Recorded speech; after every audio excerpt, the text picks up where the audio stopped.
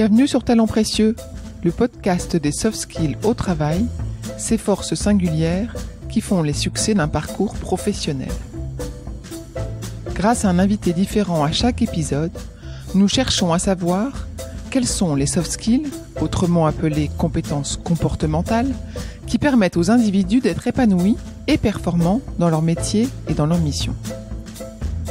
Je suis Perrine Corvézier. Je suis Amélie Dag. Ensemble, nous avons fondé la société Human Learning Expedition qui produit ce podcast. Vous trouverez les notes de cet épisode ainsi que les ressources et références sur le site humanlx.com, humanlx.com, à la rubrique podcast.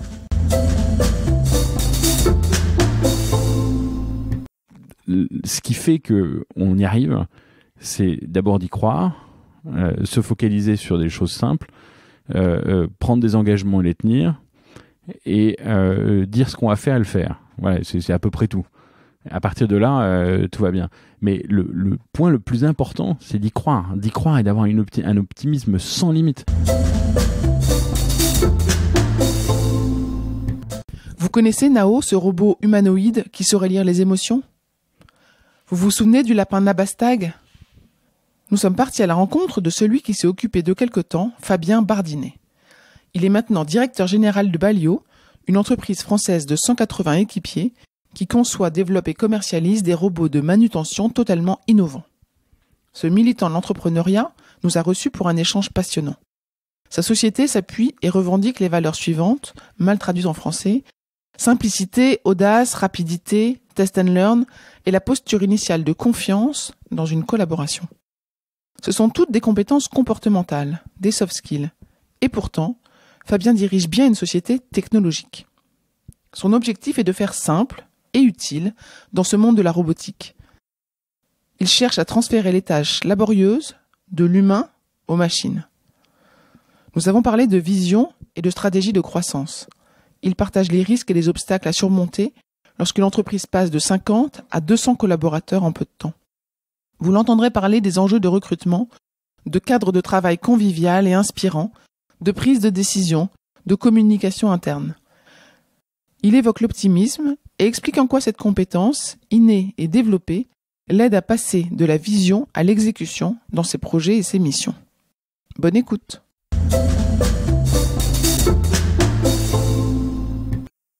Bonjour Fabien. Bonjour. Merci de nous recevoir au siège de votre entreprise à Ivry. Est-ce que vous pourriez nous raconter un petit peu ce qu'elle fait et ce que vous y faites ? Écoutez, avec plaisir. Donc vous êtes au siège ici, vous êtes dans le centre de R&D, c'est là où on conçoit nos produits.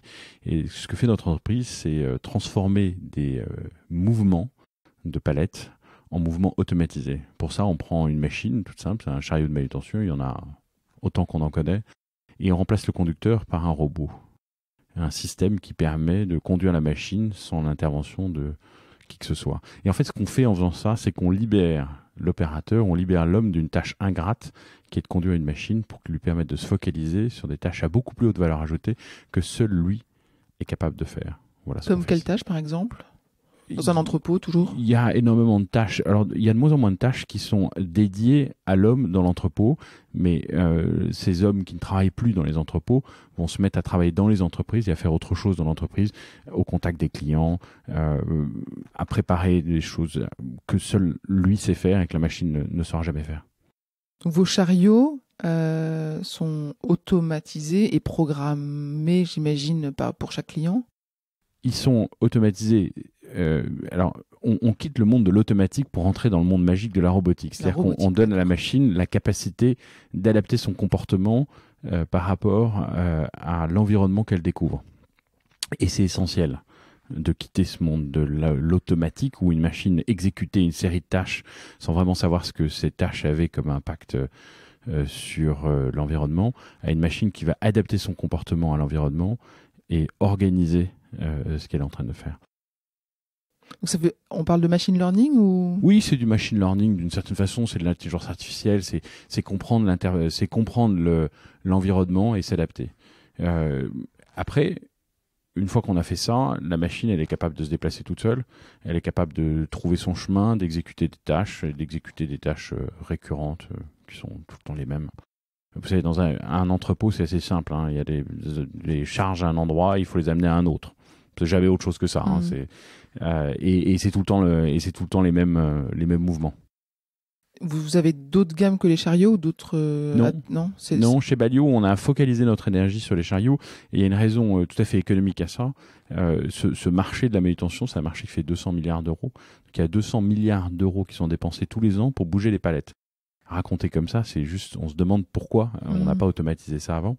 Il y a moins de 1% des véhicules qui sont automatiques dans ce secteur d'activité, ce qui est assez peu. Et une des raisons fondamentales, c'est que la technologie qui existait était trop complexe pour le faire fonctionner. Ce qu'on a fait chez Balio, c'est qu'on a rendu cette technologie beaucoup plus simple. C'est un des éléments qui nous anime au quotidien, c'est faire simple. Penser simple, transformer un problème compliqué en une solution simple, ce qui est pas ce qui se faisait dans notre secteur d'activité avant. En faisant ça, nous pensons que de l'ordre de 50% des véhicules automatiques, deviendront des véhicules automatiques. C'est difficile d'imaginer qu'on va avoir des voitures autonomes sur les routes, des voitures qui sera capable de prendre la place de l'étoile automatiquement et des hommes qui conduisent des chariots de manutention dans les entrepôts. En fait, juste ça n'arrivera pas. Je ne sais pas combien de temps ça va prendre d'avoir des voitures autonomes sur les routes, sans doute assez longtemps. Mais ce qui est certain, c'est qu'avant cela, il n'y aura plus de personnes pour conduire les véhicules dans les entrepôts. Ce sera fait par des machines. Et c'est une bonne nouvelle. Oui. Vous parlez de véhicules, donc c'est des véhicules qui roulent. Moi, j'entends aussi parler de drones. Est-ce que c'est dans vos projets ou est-ce que c'est pas réaliste ou... Alors on a développé des drones. On a développé un drone qui est alors c'est pas un projet qui est très public, mais on l'a montré quand même. Ça sert à aller scanner les palettes dans les entrepôts pour automatiser les inventaires. Alors déplacer les palettes c'est une tâche ingrate, mais alors les inventaires c'est encore pire. Et non seulement c'est ingrat, mais en plus c'est dangereux. Il faut imaginer que les palettes elles sont jusqu'à 15-16 mètres de haut, donc il faut monter avec des nacelles pour les compter. Enfin c'est horriblement compliqué. Et donc on est capable de faire ça avec des drones. Le marché des drones, il n'a pas vraiment décollé pour le moment. Pour une raison qui est assez facile à comprendre, il faudrait être capable de faire un drone qui soit complètement autonome. Et faire un drone autonome, c'est très compliqué. Dans le monde aérien, on dit qu'il faut, quand on est dans les couches basses, il faut voir et éviter. C'est la façon dont on demande à un pilote de se comporter. Et voir et éviter pour un drone, c'est assez compliqué. Éviter, une fois qu'on a vu, c'est quelque chose qui est implémentable dans un véhicule. Voir, dans les conditions dans lesquelles on est capable de voir, c'est extrêmement compliqué. Il y a peu de gens qui ont réussi à faire des trucs qui sont fiables. Et c'est pour ça qu'il n'y a pas tellement de drones pour le moment. Il y a plein de drones grand public, je télécommande avec mon iPhone, c'est génial pour faire des photos des copains. Mais basculer dans un truc qui est vraiment utile, on n'y est pas encore. Et vous, qu'est-ce que vous faites dans cette société ? Eh bien, moi, je suis directeur général, mais ça dit pas ce que je fais. Et ce que je fais, c'est que je vais reprendre ce que racontent mes enfants, parce que c'est assez juste. Ils disent, papa, il fait rien d'autre qu'embaucher des gens pour faire le travail à sa place. Et c'est pas faux. Et en fait, ce qu'ils n'ont pas encore tout à fait compris, mais ils le comprendront rapidement, c'est que embaucher des gens pour faire le travail à sa place, c'est un métier. Et mon métier, c'est celui-là. Je fais 3 choses en particulier. La première, c'est que je discute avec nos investisseurs. Parce que les investisseurs dans une société comme la nôtre, c'est le fuel qui permet à la société de se développer. Donc c'est mon rôle de les convaincre de notre vision. La deuxième chose, mais je ne les mets pas dans l'ordre, parce que la deuxième est sans doute la première, c'est que je porte la vision. C'est-à-dire que c'est moi qui donne l'objectif à atteindre, long terme et moyen terme, mais c'est moi qui donne l'objectif à atteindre. Et la troisième chose, j'anime un comité exécutif, c'est-à-dire un groupe assez de 4 personnes qui travaillent avec moi pour coordonner leur travail et faire en sorte qu'ils avancent. Mon job, c'est d'importer le stress de mes équipiers et de leur transférer, de leur exporter mon enthousiasme. C'est-à-dire faire en sorte en permanence de les énergiser par ma passion et ma vision de façon à ce qu'ils donnent 200% d'eux-mêmes. C'est ça mon plus grand job. Vous avez combien d'équipiers ou d'employés ? On est 180 chez Balio aujourd'hui, avec 3 implantations. On a le siège ici, donc on a une implantation en Europe, donc le siège ici et l'usine qui est à Moissy-Quin-Mayel, à côté de Melun. On a une équipe à Boston et une équipe à Singapour. D'accord. Avec Singapour qui rayonne en Chine, avec quelques personnes en Chine. Et Boston, on a différentes personnes ailleurs dans les États-Unis, mais le siège de l'équipe est à Boston. Vous voyagez, j'imagine, régulièrement pour coordonner tout le monde? Moins, parce que j'ai maintenant un Chief Operation Officer. Les gens pensent qu'on parle anglais pour se la raconter. Un COO. Un COO. On ne se parle pas anglais pour se la raconter, c'est juste qu'on a une bonne partie de nos équipiers qui ne parlent pas français. On fait à peu près 10% de notre chiffre d'affaires en France, entre 10 et 15%. On fait une grosse partie de notre chiffre d'affaires en Europe, mais donc c'est déjà hors de France, donc on parle plus français. Et puis une partie aux États-Unis et une partie en Chine. Et donc c'est mon CEO qui s'appelle Pascal Rigalan, qui est un garçon brillant, qui voyage beaucoup plus que moi maintenant. Mais j'ai beaucoup voyagé pour démarrer nos activités aux États-Unis et démarrer nos activités en Asie. Maintenant, je voyage une fois par trimestre, peut-être 2. Et comment est-ce que vous dispensez cette énergie, cette vision individuellement auprès de vos équipes? Alors, on a plein de points de rendez-vous qui sont différents selon le niveau de responsabilité des personnes dans l'organisation. Parce que c'est très important en fait de s'appuyer sur des relais. Et donc la clé, c'est comment on fait pour que les relais partagent un corpus de valeurs qui est le nôtre. Et ça, c'est un point fondamental, compliqué à obtenir. On a beaucoup travaillé là-dessus. On a travaillé là-dessus de différentes façons. La première chose qu'on a fait, c'est fixer clairement la vision et la partager. Donc, pourquoi on fait ce qu'on fait et le partager avec nos équipiers.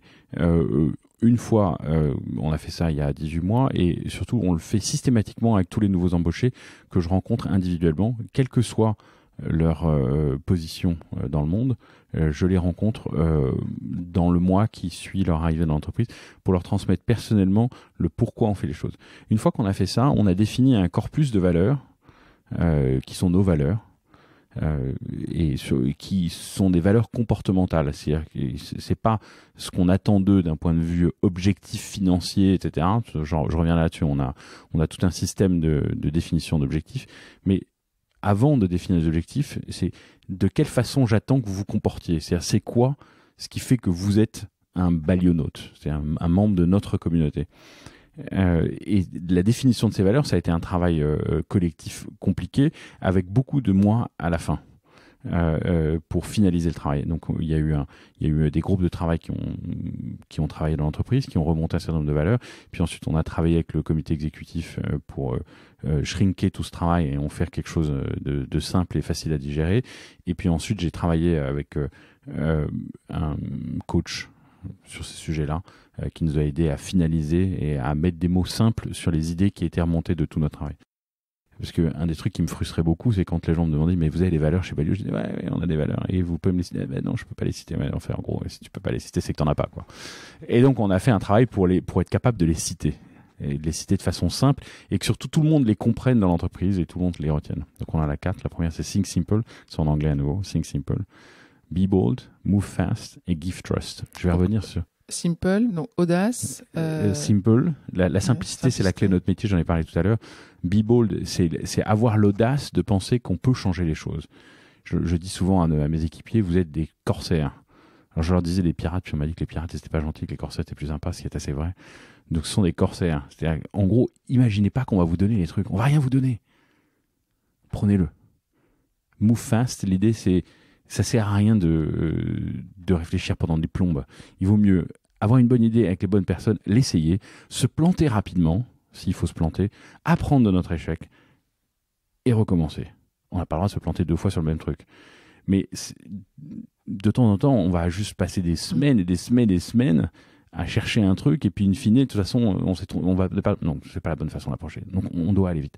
Et la dernière, Give Trust, qui est une valeur comportementale fondamentale, c'est-à-dire je veux que vous inversiez le paradigme normal. Le paradigme, c'est prouve-moi que je peux te faire confiance. C'est comme ça qu'on fonctionne dans notre monde. Et ce que je demande à nos équipiers, c'est oublie ça. C'est je te fais confiance, tu me fais confiance, tu fais confiance à tes collègues, à tes clients, à tes fournisseurs. Tu fais confiance à tout le monde jusqu'à ce que quelqu'un t'ait prouvé que tu ne peux pas lui faire confiance. À ce moment-là, on arrête la collaboration. Mais ce que j'attends de toi, c'est que tu fasses confiance. Voilà. On a défini une vision, on a défini un corpus de valeurs, et autour de ça, on anime les équipes qui sont en place et tous les nouveaux, avec un processus très structuré pour faire en sorte que les nouveaux comprennent bien dans quelle entreprise ils sont arrivés. Comment est-ce que même vous détectez ceux qui sont compatibles avec vos compétences? Comment est-ce qu'on détecte On a fait un travail important. Donc, on a défini ce qu'on appelle le guide du recrutement chez nous, dans lequel il y a les processus légaux de recrutement, etc. Bon, ça, c'est pas le plus important, mais il y a les comportements qu'on attend et la façon dont on souhaite les détecter. Donc, on a travaillé à verbaliser ça, parce qu'on est une entreprise qui, à rapporter à notre taille, recrute beaucoup. On doit avoir recruté 40 ou 45 personnes l'année dernière, donc sur 140, vous imaginez. Et la complexité d'une entreprise comme la nôtre, c'est d'être capable d'absorber tous ces nouveaux talents qui viennent avec leur expérience, leur corpus, tout un tas de choses qui fait qu'ils ne sont pas nous. Ils sont eux, et on veut surtout qu'ils restent eux-mêmes quand ils nous rejoignent, mais qu'ils comprennent de la façon dont ils doivent se comporter. Donc, ça a été essentiel de définir ce guide de recrutement de façon à ce que chacun dans l'entreprise qui va recruter s'appuie sur un document standard et sache quels sont les talents qu'on attend chez nos collaborateurs. Au début, c'est moi qui voyais tous les équipiers qui venaient dans l'entreprise. Je les voyais systématiquement en entretien. Et puis, on est arrivé à une taille où je peux plus le faire. Et c'est là où vient le danger. Hein. C'est qu'à partir du moment où on passe au niveau d'en dessous, si on n'a pas parfaitement identifié ce qu'on souhaite, vous avez un risque très fort que l'entreprise diverge très rapidement à ce moment-là. Je l'ai vécu dans mes entreprises précédemment. Ce moment où on passe de 80 à 200. En fait, jusqu'à 80, le patron est très, très, très impliqué sur tous les sujets opérationnels. Et puis, au bout d'un moment, c'est juste plus possible. Et donc, on met en place des structures de management intermédiaires. Et si on n'a pas bien structuré ce qu'on attend d'eux à ce moment-là, là, c'est la merde. Là, on se retrouve dans une situation très délicate parce que chacun va faire au mieux. Vous savez, c'est la logique de l'honneur. Tout le monde agit dans l'intérêt de l'entreprise. Il y a personne qui a envie d'aller contre l'entreprise. Sauf que si on n'a pas bien défini ce que c'est que l'intérêt de l'entreprise, à ce moment-là, on peut aller dans des directions opposées, ça ne fonctionne plus. Ce que j'entends, c'est qu'il faut, dans une société qui grandit vite, bien recruter les managers qui vont recruter, établir des procédures, formaliser quand même un petit peu la façon dont ça va se passer, et savoir où on veut aller. Il faut d'abord savoir où on veut aller. C'est le rôle clé des managers, c'est le mien d'abord. C'est si on ne sait pas où on veut aller, on va nulle part. Donc savoir où on veut aller, c'est la base. Ensuite, recruter la strate en dessous du patron, c'est un sujet extrêmement compliqué et très difficile. Et donc ça, il faut pas le rater celui-là. Et c'est eux ensuite qui relayent le message à travers des procédures, une organisation, et que ça se met à fonctionner. Et de façon paradoxale, c'est la phase la plus difficile de la vie d'une entreprise. C'est pas de 0 à 50 salariés. C'est de 50 à 200. C'est-à-dire pile là où on est là, nous. Parce que c'est le moment où vous êtes obligé de structurer et donc d'organiser les choses pour que ça puisse être structuré. Et vous pouvez vous retrouver dans une situation où des gens qui étaient parfaits pour faire 0,50, qui sont des gens exceptionnels, avec un engagement, un talent extraordinaire, sont pas les bons pour faire 50 à 200. Et là, ça devient super difficile de se dire, merde, le gars qui a tellement donné pour nous amener là où on en est aujourd'hui, eh ben en fait, c'est plus le bon. Il faut que je passe à autre chose. Comment j'arrive à lui passer ce message? Comment moi j'arrive à prendre la décision? C'est une décision qui est effroyablement difficile à prendre, mais il faut la prendre, parce que si on la prend pas, on n'est pas capable d'aller à l'étape d'après. Et quand on va passer de 200 à 500, eh ben en fait, si on n'a pas fait correctement la première phase, tout le château s'écroule. Et puis alors, plus on est grandi, plus ça s'écroule fort. Donc il faut éviter. Très intéressant. Et tout à l'heure, on disait que vous rencontriez les nouveaux embauchés dans leurs premiers mois. Comment est-ce que vous restez en contact avec eux? Est-ce qu'il y a une forme de communication interne très fluide ou ça devient hiérarchisé justement à partir du moment où vous avez dépassé la barre des 50? Alors, comme dans toutes les entreprises, tout le monde pense ici que la communication interne est mauvaise. Dans 100% des entreprises, j'ai 47 ans, dans 100% des entreprises dans lesquelles j'ai travaillé, le sujet tarte à la crème de on communique mal a été, donc c'est le cas chez nous aussi, hein. Les gens pensent qu'on communique mal. Si on regarde le truc un peu plus froidement, c'est pas tout à fait exact. On a plusieurs plusieurs moments où on se retrouve tous ensemble. On a ce qu'on appelle des staff meetings qui ont lieu à peu près tous les 2 mois. Alors historiquement, c'était un seul meeting en anglais Et en fait, on se rend compte maintenant qu'on a l'anglais unique pour parler à tout le monde. Ça broie un peu le message et donc ça empêche la communication. Maintenant, on en a un ici. J'en ai un global tous les 2 mois où je parle en anglais à tout le monde et ensuite on interrompt la conversation avec les équipiers qui ne parlent pas français. Je parle en français, je fais la même chose en anglais. C'est à distance du coup, c'est en vidéo en oui, live. Oui, exactement, c'est vidéoconf. Et là, les gens sont libres de poser toutes les questions qu'ils veulent. Donc il y a 3 quarts d'heure de top-down où on descend des informations et puis après il y a 3 quarts d'heure de Q&A où je réponds à toutes les questions. Ensuite, les gens ont mon mail, mon téléphone, donc je suis assez accessible et puis surtout tous mes équipiers sont très accessibles. Donc on essaye d'avoir une communication qui soit très fluide.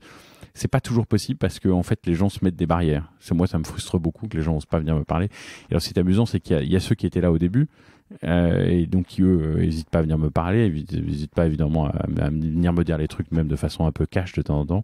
Et puis il y a les nouveaux qui arrivent dans une entreprise un peu plus structurée et donc c'est le patron n'ose pas aller lui parler. Donc j'essaye de casser ça, mais c'est pas évident. Il y a un deuxième truc qu'on fait. Il y a 2 autres trucs qu'on a fait ici qui sont à mon avis essentiels dans ce qui forme notre ambiance.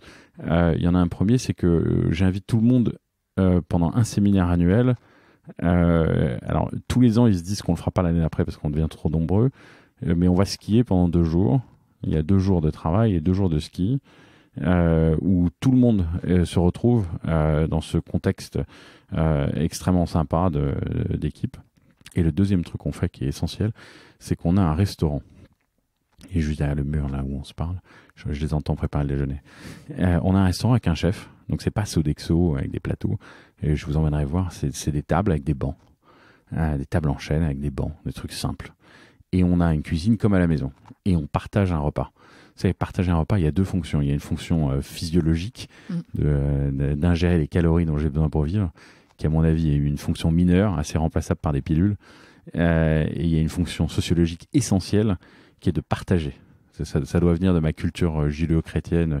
C'est la scène avec le Christ qui partage son repas. Enfin bref. Donc pour moi, il y a une dimension essentielle à l'idée de partager un repas. Et donc tous les jours à midi, on partage un repas. Et ça crée une atmosphère de vie collective qui est très agréable. C'est pas obligatoire, j'imagine. S'ils veulent sortir déjeuner c'est pas obligatoire. Dans la ville, ils peuvent y aller. Ils font absolument ce qu'ils veulent, mais c'est gratuit. C'est gratuit et il y a pas il y a un deuxième truc important, c'est que alors c'est pas tout à fait un plat unique, il y a 2 plats, mais on partage. C'est pas je prends mon plateau, je vais mettre ma petite vie. Non, chacun est libre de faire absolument ce qu'il veut, mais la réalité c'est que tout le monde déjeune là. Oui. Absolument tout le monde, parce que c'est bon, c'est simple, c'est sympa et c'est gratos. Donc ça fait 4 bonnes raisons de le faire. Et on est dans des locaux qui sont très beaux, modernes, où je vois plein de façons de gérer les salles de réunion de manière numérique, ce que j'ai rarement vu encore. Et vous m'avez parlé de messages sur les murs. Oui, alors les bureaux ici sont assez neufs. On a emménagé il y a 1 an maintenant. Et donc on attache beaucoup d'importance à conserver ce cadre de travail tel qu'il est. Le cadre de travail, ça dit beaucoup sur ce qu'on veut et ce qu'on est. Je dis souvent à nos clients, à nos fournisseurs, à nos partenaires, à nos actionnaires, venez nous voir. Nous sommes ce que vous verrez. Vous aimez pas, mais on cachera rien. Et on reçoit nos actionnaires ici. On m'a dit mais il faut faire nos réunions d'actionnaires dans le 8e arrondissement, sinon tu n'auras jamais aucun actionnaire. Je dis ok, tu sais quoi, moi je ferai les réunions d'actionnaires ici et je veux que les actionnaires ils viennent voir. Ils sont propriétaires de cette boîte, qu'ils viennent. Voilà. Et c'est pareil avec nos fournisseurs et avec nos clients. Venez nous voir. Donc on a voulu faire une entreprise qui est des locaux qui parlent aux gens. Donc c'est des locaux qui sont complètement ouverts. Il n'y a aucun bureau pour personne. Il n'y a que des tables de travail. Tout le monde a les mêmes tables de travail. Dans une atmosphère qui est blanc, gris, beige, donc des couleurs qui sont assez douces. Et la seule déco qu'on a sur les murs sont des messages inspirants. Donc c'est un site web qui s'appelle Startup Vitamins qui reprend des messages forts qui sont des guidelines comportementales. Donc on a des tableaux sur les murs. Donc je suis à l'origine de 100% des messages qui sont sur ces murs. On y a passé du temps à réfléchir à qu'est-ce qu'on veut mettre à quel endroit. Voilà. Et puis les dernières décos qu'on a, c'est des messages qui sont écrits sur les murs et qui reprennent les points fondamentaux de nos valeurs. Ouais, au-dessus de notre directeur financier, il y a Always Deliver More Than Expected. Voilà. Et au-dessus de mon bureau, il y a marqué Take Risks to Challenge the Statu Quo. Voilà, donc ce sont des messages, qui imprègnent au quotidien et qui font notre comportement. Donc c'est un cadre de travail chaleureux. On a la chance On est à Ivry-sur-Seine, donc c'est plutôt un endroit modeste, dans des bureaux qui coûtent pas trop cher. Mais on s'est fait un cadre de travail là-dedans, simple mais agréable. Oui, clairement. Vous venez d'où? Vous avez fait quoi avant? Moi, j'ai un parcours assez hétéroclite. J'ai commencé ma vie professionnelle dans l'audit. J'ai fait de l'audit parce que j'ai fait une école de commerce. Et qu'à la sortie de l'école de commerce, moi, je voulais travailler dans l'audiovisuel. Et puis, j'ai pas réussi à avoir un stage là-dedans. Donc, j'ai été faire un stage là où je pouvais. À la fin d'un master en finance et en informatique, je me suis retrouvé dans l'audit. Et j'ai trouvé ça passionnant parce que j'ai été rencontrer plein d'entreprises différentes. Des mecs qui faisaient du vapocraquage à Dunkerque. C'est juste passionnant de voir ce que ces gars-là faisaient. On était auditeurs de Cartier, donc entre l'usine pétrochimique de Dunkerque et Cartier à Genève, il y avait juste un fossé. J'ai trouvé ça passionnant. Puis après, je suis parti faire une coopération. Parce qu'à l'époque, on faisait le service militaire et que j'avais pas du tout envie de ne pas faire mon service militaire. Mais j'avais pas un attrait fondamental pour l'armée. Donc, j'avais cherché à faire autre chose que aller crapahuter dans la campagne avec un fusil. Et donc, je me suis retrouvé dans la grande distribution, dans un groupe de distribution qui s'appelle Cora à Budapest, où on a ouvert les premiers hypermarchés à Budapest. Une expérience fantastique, extraordinaire. Moi, j'ai un souvenir ému de l'ouverture du premier magasin. C'était un magasin qui devait faire 13 ou 14 000 mètres carrés, donc un gros hypermarché. Les magasins moyens à Budapest à l'époque devaient faire, 200 mètres carrés. Il y avait 7 km de bouchons sur la route. Ouais. Pour arriver jusqu'au parking de l'hypermarché. Et les gars qui avaient organisé ça avaient organisé des promos sur un certain nombre de produits. Et ce qu'ils avaient envisagé pour la semaine de promo était parti dans les premières heures sur des vélos, un fromage qui s'appelle la Trappista, le Coca-Cola qui a refusé de nous livrer parce que c'était pas assez cher. Enfin bref, c'était extraordinaire cette transformation du modèle de distribution. Et donc la vie à Budapest, c'était dans les années 96, 97. La vie à Budapest, c'était quand même vachement sympa. Et donc, je me suis dit, mais qu'est-ce que je vais faire? J'ai envie de rester à Budapest. Et donc, j'ai cherché un moyen de rester à Budapest. Vous voyez que mon choix professionnel n'était pas du tout orienté. Qu'est-ce que j'ai envie de faire dans ma vie, mais comment j'ai envie de vivre ma vie? Et je me suis retrouvé dans une boîte qui s'appelle Sofinco, où j'ai fait du crédit à la consommation. Je suis rentré dans cette boîte. Je savais même pas ce que c'était qu'un crédit à la consommation. J'ai eu la très grande chance de grandir dans une famille où on parlait pas de ces sujets-là. Parce que sans doute il n'y en avait pas besoin. Donc je savais même pas ce que c'était. Et j'ai découvert ce monde-là, la banque, le crédit, la finance. J'ai trouvé ça super amusant. On a créé la filiale de Sofinco à Budapest. Donc on a créé une entreprise from scratch. Alors, j'ai appris à créer des entreprises avec l'argent des autres, ce qui est plutôt bien. C'est plus facile c'est plus facile quand on travaille pour une grande banque de dire il me faudrait 2-3 millions. Et donc c'était le cas. Et puis au bout de 3 ans à Budapest et 2 enfants nés là-bas, mon épouse m'a dit écoute, ce serait quand même bien qu'on revienne vivre à Paris. Elle a un travail formidable et elle a une vie extraordinaire. Et elle avait fait l'effort de mettre entre parenthèses sa carrière pour me suivre à Budapest. Et je me suis dit mais bien sûr il faut qu'on rentre à Paris. Et on est rentré à Paris. Et là j'ai fait du développement international toujours pour le compte de Sofinco. Depuis Paris, je me suis occupé de plusieurs pays. Je me suis occupé de la Hollande avec un travail. Donc j'étais administrateur exécutif de ces sociétés. Donc c'était passionnant. Et à chaque fois avec la même problématique de transformation. En Hollande, on m'a filé une boîte. Il y avait un directeur général. Et la boîte faisait à peu près 1 milliard de chiffre d'affaires. Enfin 1 milliard d'encours de crédit. Donc c'est pas tout à fait du chiffre d'affaires. Et on l'a transformé complètement. On a changé son modèle commercial, on a changé son logo, on a tout changé avec ce directeur général.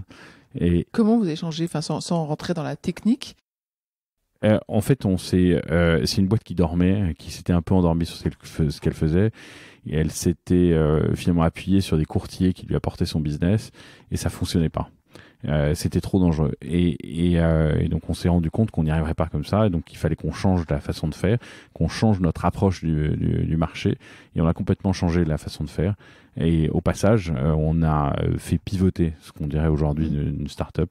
Alors faire pivoter une banque, c'est un peu plus compliqué, mais on a réussi, et elle a vécu très très bien sa vie.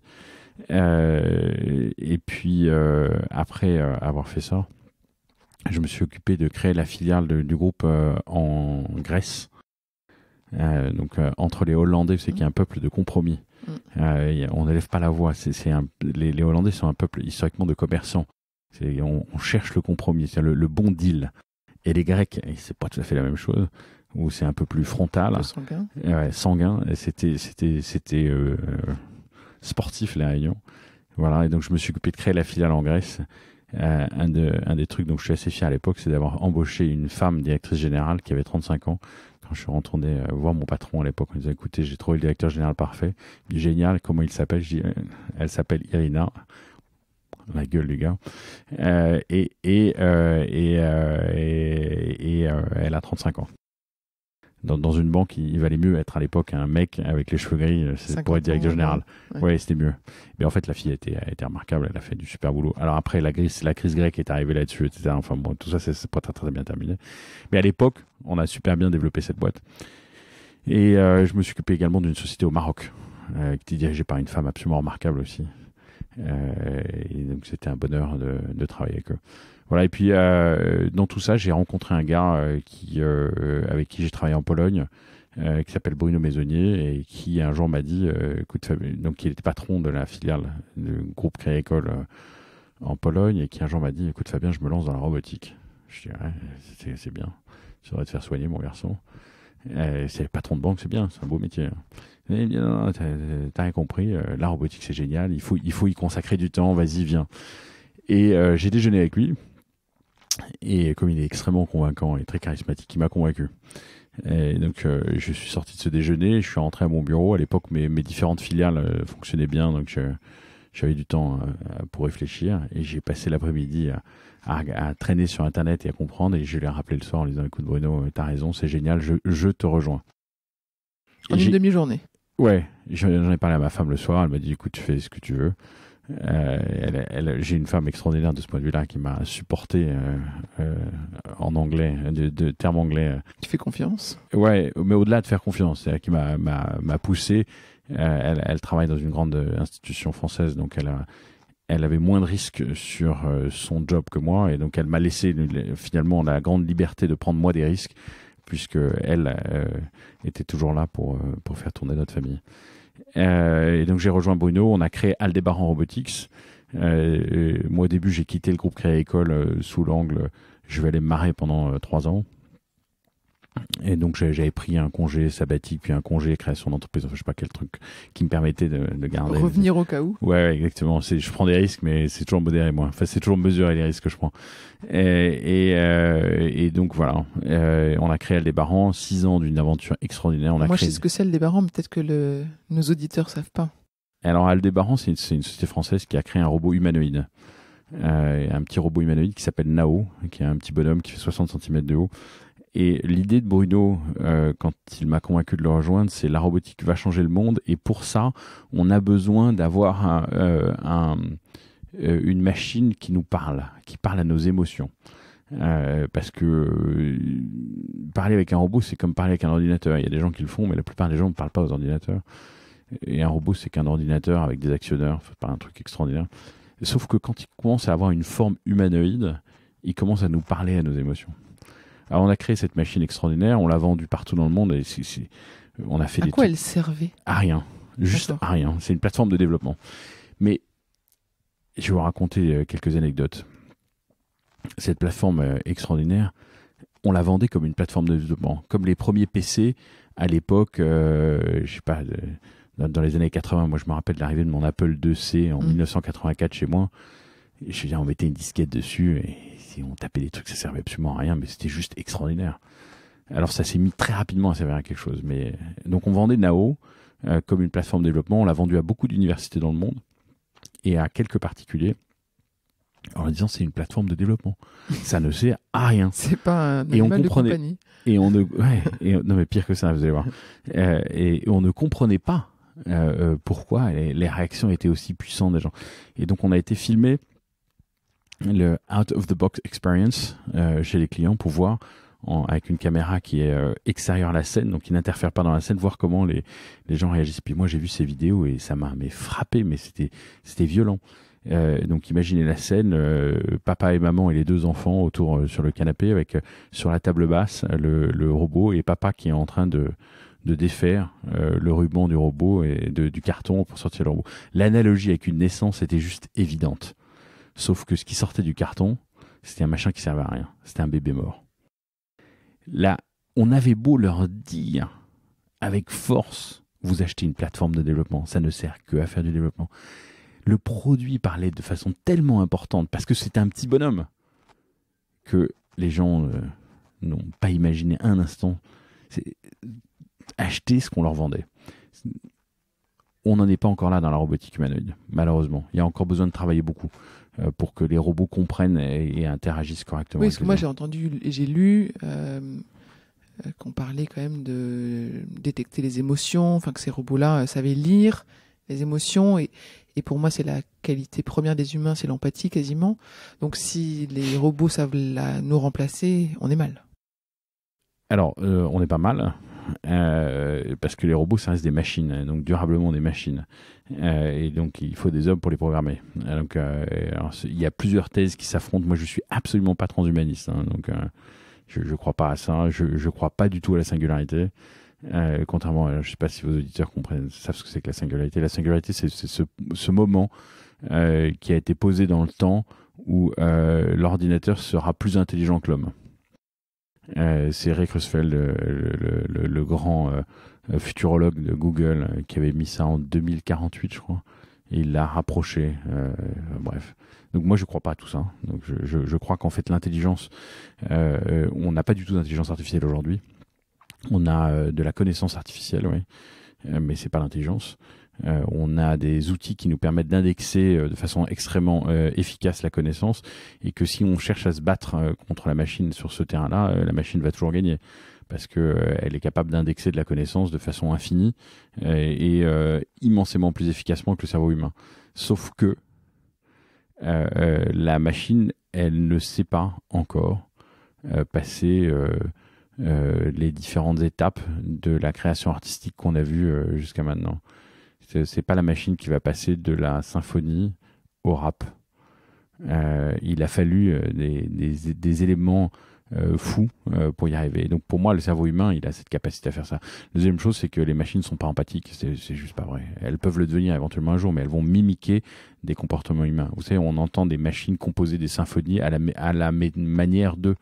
D'accord, elles ont digéré des tas de symphonies, elles n'ont fait que copier. Et elles le font très bien. Elles le font très, très, très bien. Presque trop. Non, mais il n'y a aucun doute. Et vous saurez générer un tableau à partir d'un ordinateur, et qui sera sans doute extraordinairement beau. Est-ce que pour autant c'est de l'intelligence ? C'est une bonne question. En fait, il y a une vraie définition autour de qu'est-ce que c'est que l'intelligence. Qu'est-ce qui fait que quelqu'un est intelligent ? Voilà. Je ne me rappelle plus quelle était votre question. Donc ça, c'était la question d'Aldébaran. C'était votre passage chez Aldébaran. Chez Aldébaran, voilà. Donc on a vendu Aldébaran à un groupe japonais qui s'appelle SoftBank. Et à ce moment-là, à la fois, moi, j'ai été à un moment de ma vie professionnelle où ça faisait 6 ans que je travaillais avec Bruno, qui a toutes les qualités du génie, mais tous les défauts qui vont avec. Et donc 6 ans à vivre avec lui et à travailler avec lui, ça a été extraordinaire. Mais j'étais arrivé à une étape où j'avais envie, moi, de montrer que je pouvais faire moi aussi. Et on divergeait un petit peu sur notre approche du management. J'ai un immense respect pour ce garçon qui est extraordinaire.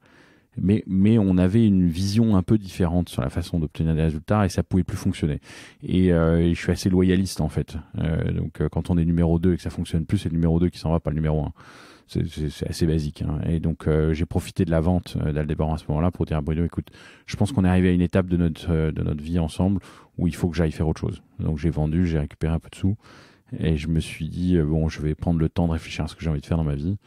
Et j'ai créé une entreprise qui exploite des cabanes dans les arbres. Je peux passer de la high-tech à la super low-tech, ce qui est un business absolument génial. Alors, c'est pas avec ça qu'on gagne des millions, hein, mais on donne du plaisir aux gens, et c'est très agréable. Donc, on a un domaine viticole à Bordeaux où on a fait ça. Et puis, les actionnaires de Balio sont venus me voir en mode Fabien, on a une boîte, on voudrait la faire passer d'un lab qui fait de la recherche intéressante à une vraie société structurée organisée. Est-ce que tu peux t'occuper de ça ? Et en fait, j'ai trouvé en Balio de la robotique qui sert tout de suite. C'est ce qui m'avait frustré chez Aldébaran, de se dire mais on a créé une techno qui est extraordinaire, cette machine est juste fantastique, le monde entier l'admire, mais ça sert à rien. Chez Balio, on a un truc, c'est pas du tout glamour. Mes enfants, à l'époque où je travaillais chez Aldébaran, disaient ouais, papa, c'est la maman ou le papa de Nao, où j'étais un peu le héros absolu. Déjà, j'allais dans les écoles avec le truc, enfin bref. C'était génial. Dans les dîners en ville, ma Là, ils voisine. vont pas avec leur chariot élévateur. Non, ils disent même plus ce que je fais.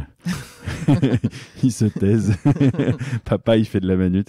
Non, donc il y a une dimension. C'est amusant parce que la réalité, c'est que ce qu'on fait a beaucoup plus de valeur que ce qu'on faisait à l'époque chez Aldebaran. Mais la perception par le grand public, c'est cette idée de la création de la vie artificielle quand on a une forme d'humain qui est en train de travailler. Ça, on n'avait pas ça. Voilà, et donc j'ai rejoint Balio avec un immense plaisir et on a travaillé. Et je suis arrivé, il y avait 25 personnes dans l'entreprise, on en a 180 aujourd'hui. C'était il y a combien de temps? Vous êtes arrivé C'était il y a 5 ans. Il y a 5 ans. Vous avez eu un petit passage sur une entreprise qui n'a pas décollé à fond? Alors c'est une entreprise qu'on a rachetée qui s'appelle Violet. C'est une entreprise qui a déposé 2 fois le bilan et on l'a racheté après son 2e dépôt le bilan, qui fait un lapin qui s'appelle Nabastag. Et c'est arrivé un peu tôt. Le lapin Nabastag, c'était un objet connecté à l'époque où c'était le tout début des objets connectés. Oui, il faisait quelque chose quand on recevait un email. Exactement. C'était génial ce truc. Et donc moi je croyais à mort à ce truc-là. Et donc quand on l'a racheté pour la 2e fois, je me suis dit, quand ça a déposé les bilans pour la 2e fois, j'ai suggéré à Bruno de la racheter. Et ce qu'on a fait.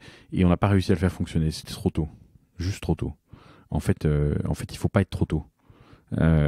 Quand on lance un produit, trop tard, c'est trop tard, il faut pas. Et quand on est trop tôt, vraiment trop tôt, c'est pas bien non plus. Et on peut pas, t'existes pas les techniques où on le met au congélateur et on le ressort dans 5 ans? Si, mais c'est exactement ce qui s'est passé, si ce n'est que c'est pas celui-là qui est ressorti. On en a mis plusieurs au congélateur et c'est pas celui-là qui est ressorti. Ça s'appelle Alexa, Google Home et tous ces machins. Nabastag, c'était juste ça l'idée. Ça avait été inventé à l'origine par un homme remarquable qui s'appelle Rafi Aladjian. Nabastag, ça doit vouloir dire lapin en arménien. Ça ressemble à l'arménien, oui. Ouais, et après ils l'ont nommé Carrots. Mais enfin, bon, dans les 2 cas, ça n'a pas fonctionné. Il s'en est vendu 100 000. Mais en fait, la réalité, c'est qu'il n'y avait pas de système pour vendre ça, quoi. Il n'y avait pas de distribution. Il n'y avait pas de corner connected device dans toute la distribution. Voilà, mais maintenant, il y en a à tous les coins de rue. C'est le IoT, c'est le truc à la mode, quoi. Voilà, donc ça n'a pas marché. Bon, c'est la vie, c'est pas grave. On passe à autre chose. Est-ce que vous pourriez nous raconter le succès professionnel dont vous êtes le plus fier, peut-être de toute votre carrière, mais ça peut être hier matin ou il y a 20 ans? C'est difficile. C'est difficile comme question. Je vais quand même y répondre, mais c'est difficile parce que d'abord j'ai fait tellement de choses différentes dans ma vie et tellement dont je suis fier de ce qu'on a réussi à faire. De façon générique, ce qui me rend heureux, c'est de voir un groupe de personnes contents de travailler ensemble. C'est ça qui me motive, de me dire mais on a fait quelque chose là. On est parti d'une idée et on a transformé cette idée en une réalité. Et donc ça, je l'ai appliqué plein de fois dans ma vie. Et c'est ça qui m'excite en fait. Et c'est cette phase Mais de voir une équipe que vous avez constituée, que vous avez composée, sur laquelle vous avez travaillé. Pas juste d'observer. Non, mais c'est au-delà d'une équipe. Hein. En fait, c'est partir d'une feuille blanche, de se dire, vous savez, c'est la capacité infinie de se dire, je peux le faire. Je suis un militant absolu de l'entrepreneuriat. Et donc se dire, je peux le faire, je l'ai fait. Et donc, quand on a créé la Société des Cabanes, mes frères et sœurs à l'époque m'ont dit, oui, c'est encore une idée de Fabien, on va rien en faire. Ok, aujourd'hui, on va faire 300 000 euros de chiffre d'affaires. On a reçu 1500 ou 1600 clients cette année. Il y a 5 salariés qui travaillent là-dedans. On a parti d'une idée et là, on l'a carrément construit avec nos petites mains. Et on en a fait un business qui gagne péniblement quelques dizaines de milliers d'euros. Mais ça gagne des sous. Ça permet au domaine de vivre. Enfin, tout ça. Quand on est parti de Balio, on est parti avec des idées très précises sur là où on veut aller et on est en train de dérouler notre plan. Alors de façon un peu chaotique de temps en temps, mais on déroule notre plan. Et comment est-ce qu'on passe justement de l'idée à l'exécution?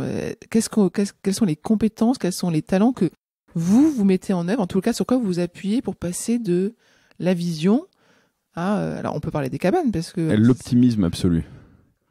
C'est ça le premier talent nécessaire. Et c'est difficile. Parce qu'il y a en permanence des gens qui vont vous expliquer pourquoi vous n'allez pas y arriver.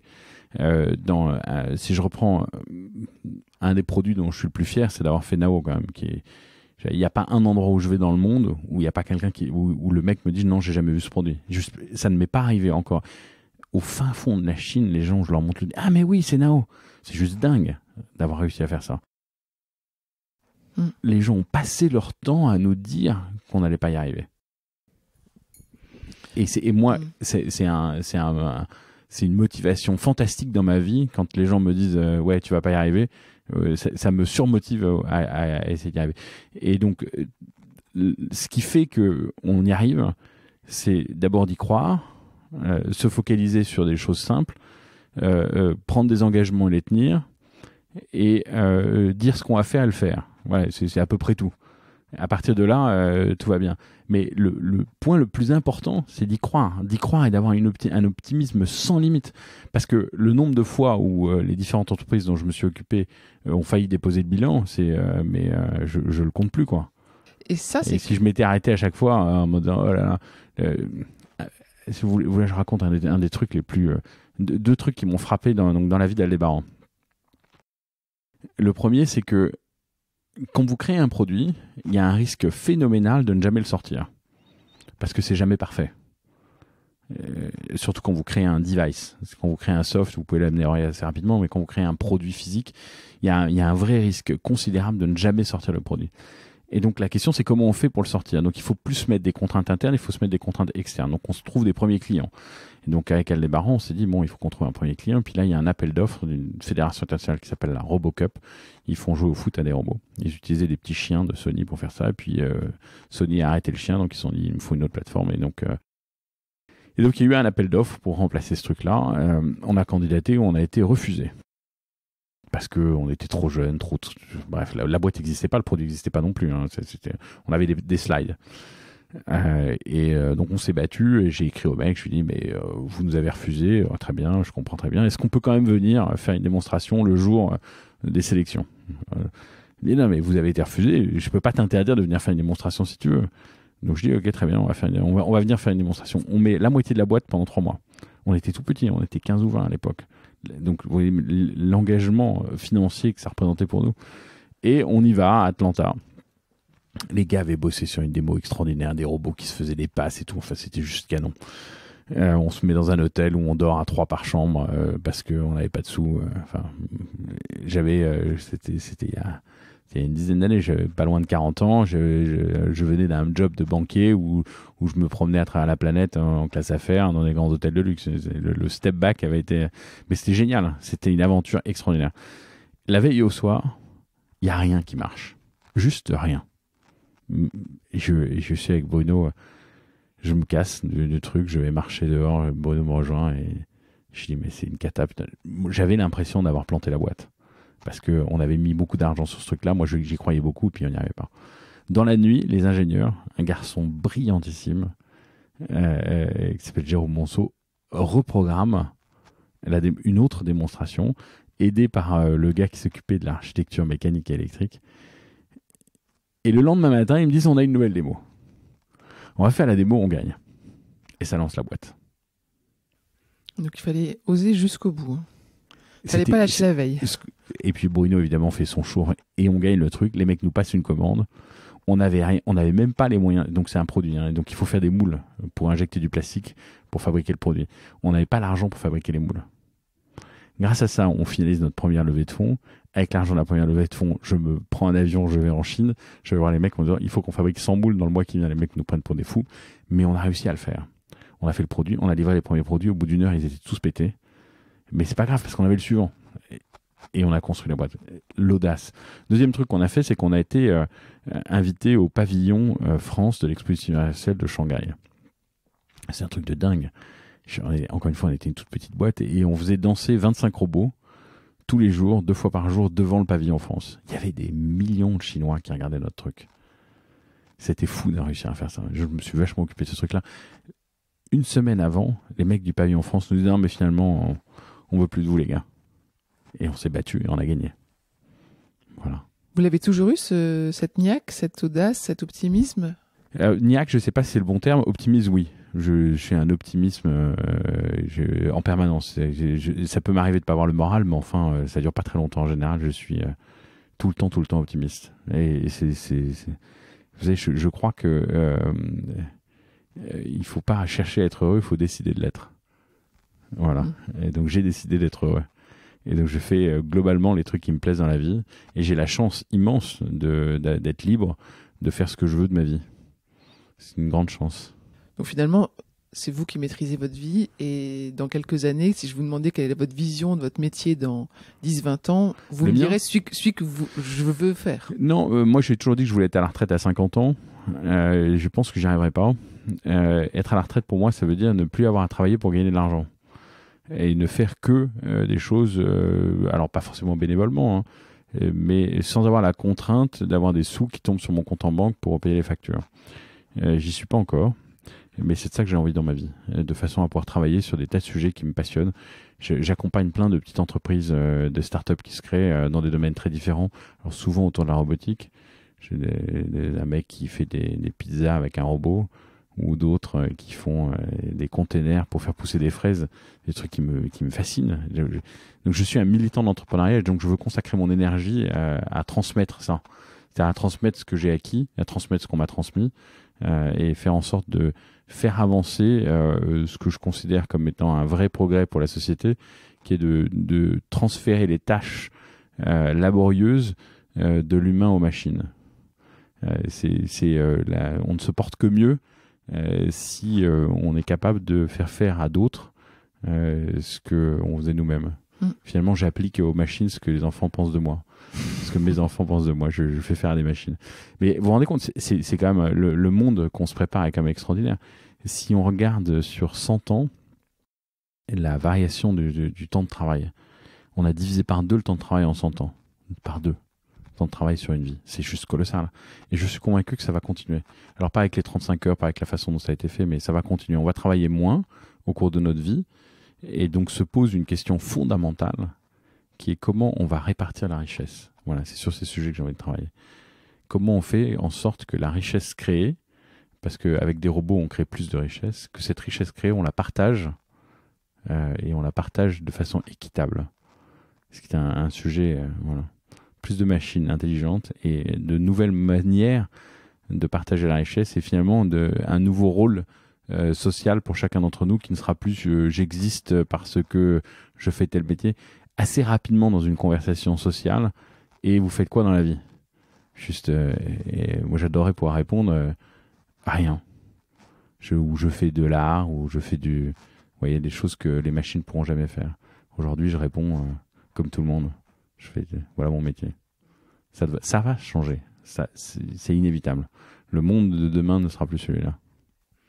Et justement, le monde de demain, pour les jeunes qui rentrent dans le marché du travail, est-ce que vous auriez 1 ou 2 conseils à leur donner? Qu'est-ce que vous voulez leur dire?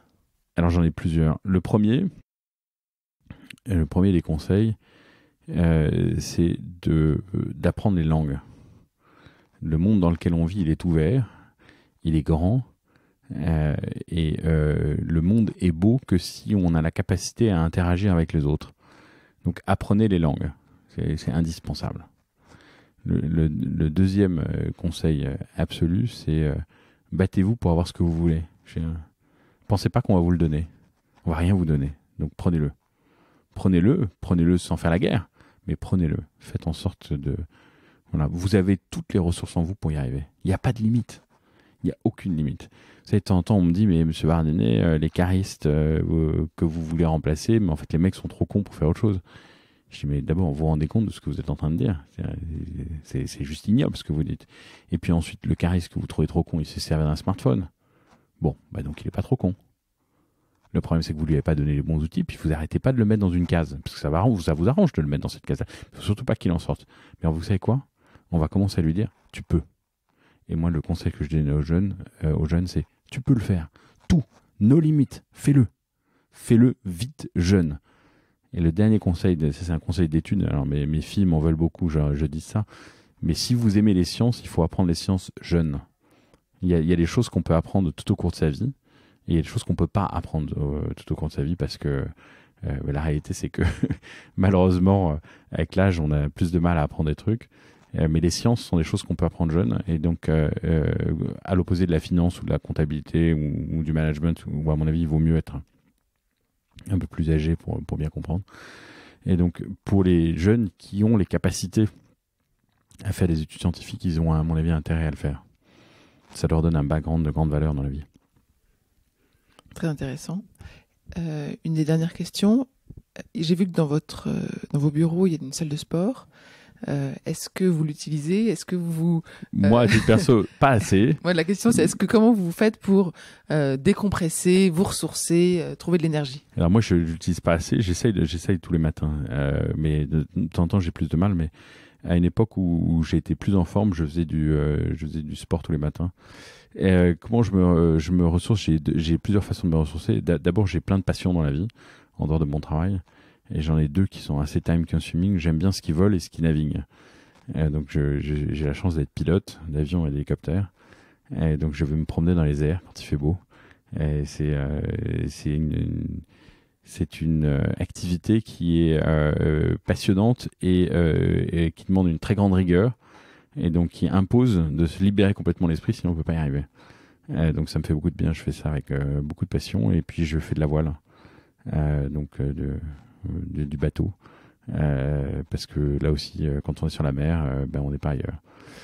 Voilà. Et le dernier truc pour me ressourcer, j'ai la chance de passer du temps sur une petite île qui s'appelle l'île Dieu, qui est en Vendée. Et quand j'ai besoin de prendre des décisions compliquées, je vais là-bas. Faut pas le dire, elle est top. Comment? Faut pas le dire, elle est géniale cette île. Elle est géniale cette île. Donc je vais là-bas et je marche sur la plage, et ça me fait un bien fou. Ouais, mais de temps en temps, j'emmène des collaborateurs de Balio. Mais on a des décisions compliquées à faire. Venez, on va marcher sur la plage. Et voilà. Même en hiver, c'est très agréable de marcher sur la plage. Et il y a le silence et la mer, et ça permet de réfléchir. Voilà comment je me ressource. Très bien. Peut-être la dernière question. Est-ce que vous pouvez donner votre définition des compétences comportementales?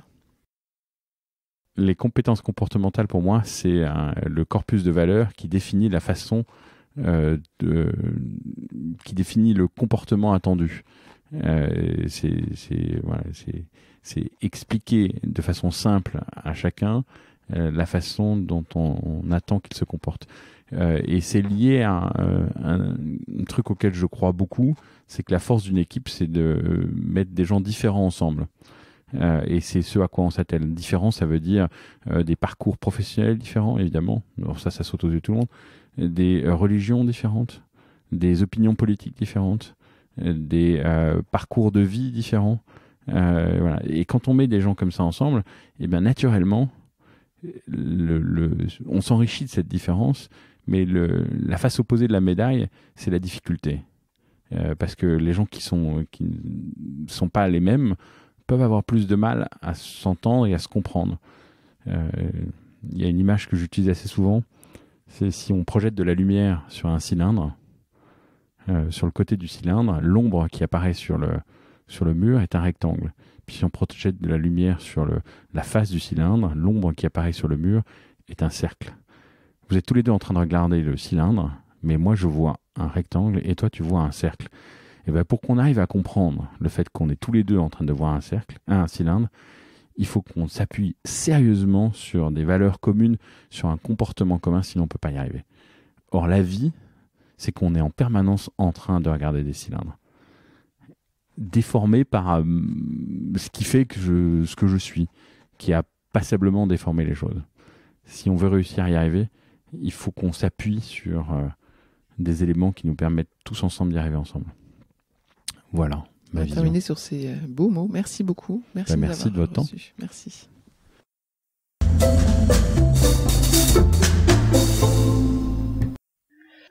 Nous espérons que vous avez apprécié ce podcast autant que nous avons aimé le préparer et l'enregistrer.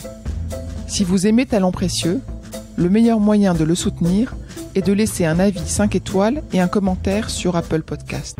Cela permettra à d'autres de le découvrir également. Abonnez-vous à Talents Précieux, vous serez ainsi notifié des nouveaux épisodes. Talents Précieux vous est proposé par la société Human Learning Expedition ou HLX. Nous concevons et mettons en œuvre des programmes originaux et impactants destinés à révéler et développer les soft skills des individus pour en faire des acteurs épanouis et performants dans l'entreprise du XXIe siècle. Pour en savoir plus sur HLX, connectez-vous sur humanlx.com ou suivez-nous sur Facebook, Instagram, sur LinkedIn ou sur Twitter. À bientôt pour de nouveaux épisodes.